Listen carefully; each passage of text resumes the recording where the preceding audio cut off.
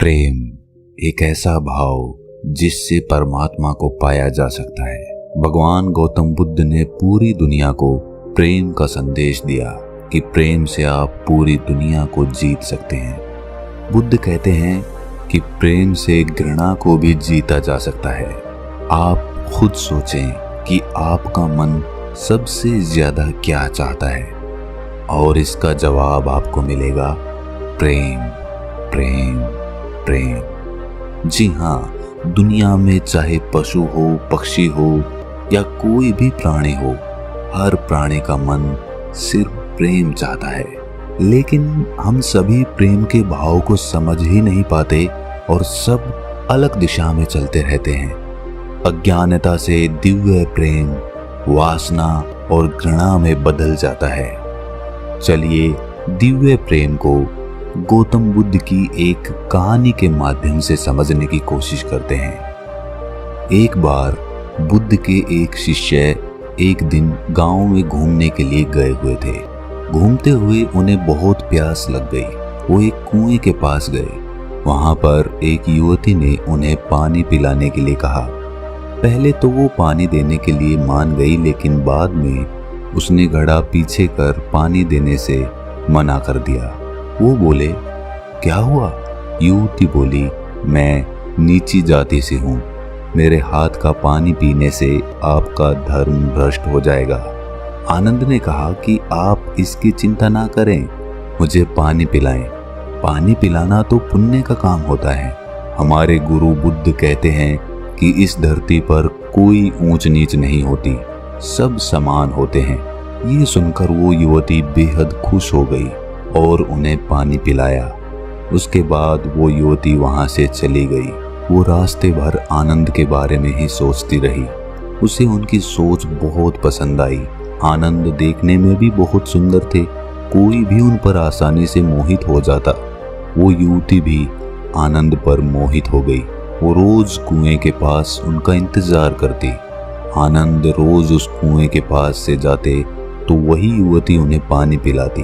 अब तक उसे बस उन्हें जी भर देखने की इच्छा थी, लेकिन अब वो इच्छा बढ़ रही थी। एक दिन आनंद नहीं आए। युवती बहुत परेशान हो गई और उनके बारे में पता करने के लिए बुद्ध के आश्रम में पहुंच गई।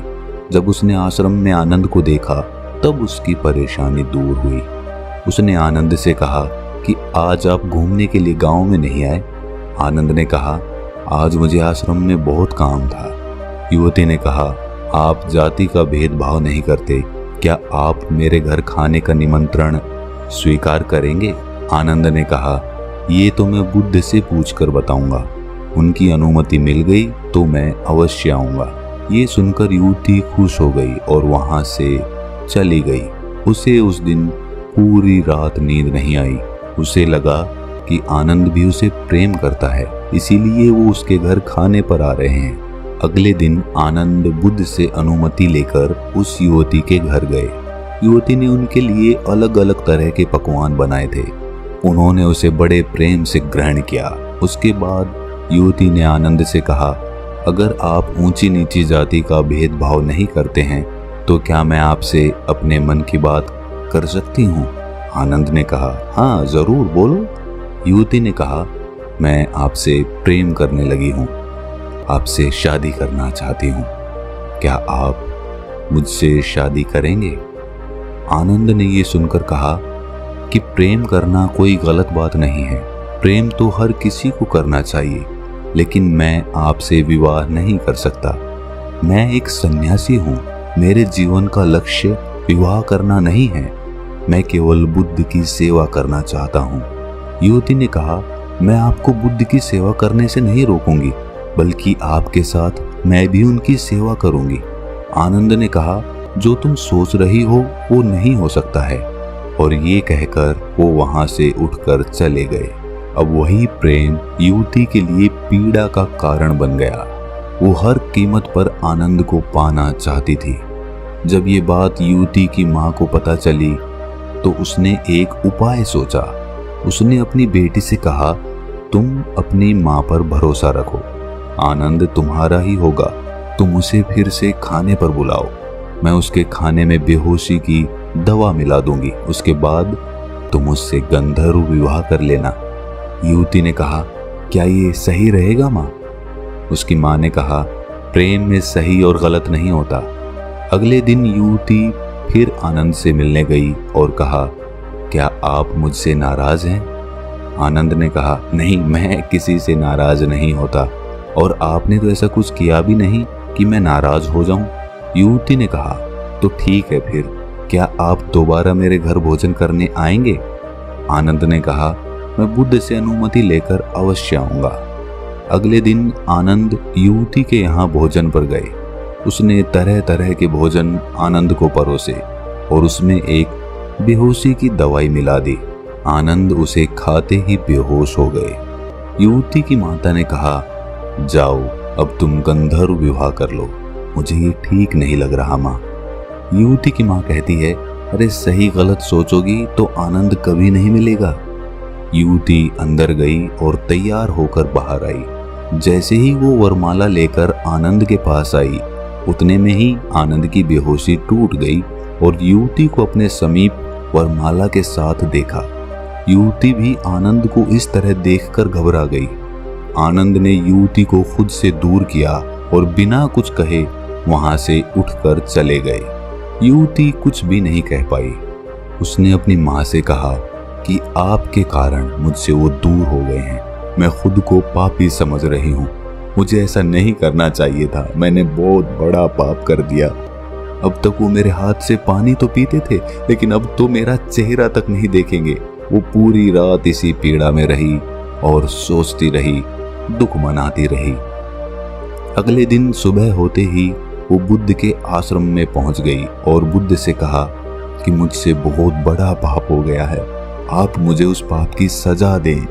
बुद्ध मुस्कुराकर बोले, मुझे आनंद ने तुम्हारे बारे में बताया, तुमने कोई पाप नहीं किया है, तुमने तो प्रेम किया है। युवती बोली, लेकिन आनंद तो मुझसे प्रेम नहीं करते, अब तो वो मुझसे घृणा करेंगे। बुद्ध ने कहा, आनंद तुमसे घृणा नहीं करता, वो किसी से घृणा नहीं करता, वो तो बस प्रेम करता है और वो तुमसे भी प्रेम करता है, वो सबसे प्रेम करता है। तुमने अभी प्रेम की वास्तविकता को समझा ही नहीं है। जो प्रेम करुणा लाए, आसपास शांति लाए, वही सच्चा और दिव्य प्रेम होता है। ऐसा प्रेम कभी खत्म नहीं होता। इसके विपरीत जो प्रेम क्रोध, लालच, क्रूरता को लेकर आए, स्वतंत्रता का हनन करे, मन में पीड़ा और अशांति लेकर आए, गलत काम कराए, इसे प्रेम नहीं कहते, उसे वासना कहते हैं। आनंद में आज भी शांति है, वो आज भी आनंदित है। वो तुमसे मिलकर पहले जितना खुश था, आज भी उतना ही खुश है। वो तुमसे जितना प्रेम करता था, आज भी उतना ही करता है। उसके मन में कोई पीड़ा नहीं है, वो किसी पाप भाव से ग्रसित भी नहीं है। उसका प्रेम वास्तविक है। इसके विपरीत तुम खुद को देखो, जिसे तुम प्रेम कह रही हो, क्या तुम्हें सच में लगता है कि वो वास्तविक प्रेम है? क्या तुम आनंदित हो? क्या तुम्हारे मन में शांति है? क्या तुम्हारे प्रेम ने तुमसे कोई गलत काम नहीं कराया? पहले तुम कितनी खुश थी, आज देखो तुम कितनी पीड़ा में हो। तब तुम कैसे कह सकती हो कि तुम प्रेम करती हो? वो युवती गौतम बुद्ध के चरणों में गिरकर बोली, मुझे क्षमा कर दें, आप सही कहते हैं, मैं प्रेम को समझ ही नहीं पाई। आप मुझे भी अपने संग में शामिल कर लें, मैं भी वास्तविक प्रेम को जानना चाहती हूँ। दोस्तों, हम सभी प्रेम करते हैं। माता पिता, भाई बहन, पति पत्नी, दोस्त, प्रेमी प्रेमिका, सभी को प्रेम चाहिए। लेकिन क्या हम जिस प्रेम के पीछे भागते हैं उसे समझते भी हैं? वास्तव में जिसे हम प्रेम समझ बैठे हैं वो वासना के अलावा कुछ भी नहीं है। अगर आपका प्रेम आपको स्वार्थ की तरफ धकेल रहा है तो आप समझ जाना कि आप प्रेम नहीं करते। ये आपका कोई निजी स्वार्थ है जिसके कारण आप प्रेम का ढोंग कर रहे हैं। वास्तविक प्रेम लेना नहीं, देना सिखाता है और उसे देने में हमें हमेशा सकारात्मक ऊर्जा का अनुभव होगा। कहते हैं एक माँ अपने बच्चे से निस्वार्थ प्रेम करती है। वो अपने बच्चों के लिए सब सुख दुख हंसते हुए जीवन निकाल देती है, लेकिन उन्हें तकलीफ नहीं होने देती। लेकिन वही माँ क्या दूसरे के बच्चों को भी वही प्रेम दे सकती है? अगर हाँ, तो वही वास्तविक निस्वार्थ प्रेम है, और अगर नहीं तो वो लालच से जुड़ा हुआ है। उसे वास्तविक प्रेम नहीं कहा जा सकता। दिव्य प्रेम हर प्राणी के लिए, हर इंसान के लिए, हर जानवर के लिए, पेड़ पौधों के लिए बराबर होता है। वो किसी में कोई फर्क नहीं करता। और जो हमारा प्रेम होता है, जो वासना से परिपूर्ण होता है, वो प्राणियों में तो क्या, लोगों में भी भेद कर देता है। जैसे मैं उससे ज्यादा प्रेम करता हूँ, इससे कम प्रेम करता हूँ, नहीं, प्रेम तो हर जगह बराबर होता है। तो दिव्य प्रेम की क्या क्या साधनाएं होती हैं, आप मुझसे कमेंट सेक्शन में जरूर पूछें, और उस पर मैं हो सकता है एक अलग से वीडियो भी बनाऊं कि हम दिव्य प्रेम को अपने मन में कैसे जागृत कर सकते हैं। जी हाँ दोस्तों, इसकी भी साधनाएं होती हैं, और साधनाओं के माध्यम से हम दिव्य प्रेम अपने मन में जगा सकते हैं। अगर ये कथा आपको थोड़ी सी भी ज्ञानवर्धक लगी तो इसे अपने सगे संबंधियों, दोस्तों, मित्रों के साथ शेयर जरूर करें, और ऐसी ही कहानियां सुनने के लिए हमारे चैनल को सब्सक्राइब कर लें और नोटिफिकेशन बेल को प्रेस कर दें, ताकि जब भी हम कोई कहानी या कथा डालें तो आपको तुरंत पता चल जाए। तो मिलते हैं अगली कहानी में, तब तक के लिए अपना ख्याल रखें।